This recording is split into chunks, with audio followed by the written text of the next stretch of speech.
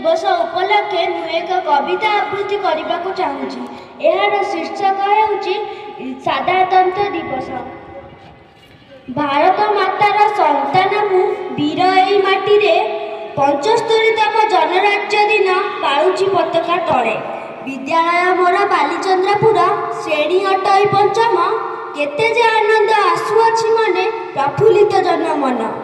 300 बरस शासन कले गोरा सरकार एठी पूर्वपुरुष अत्याचार हेले खाइले जे केते लाठी। स्वाधीनता सेना होई केते मले जुड़ीची तांकु ए माटी। तांका चरण को वंदना करी प्रणाम करुची कोटी। शेषरे स्वाधीन होइला मो देश पलाइले चोर दल।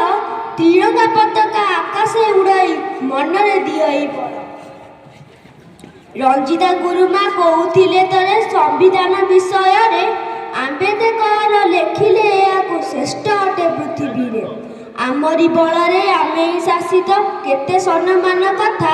भल काम करी आगकु बढ़िबा उच्च करी आम मथा। सर्वभौम्य आम गणतंत्र देश। सर्वभौम्य आम गणतंत्र देश।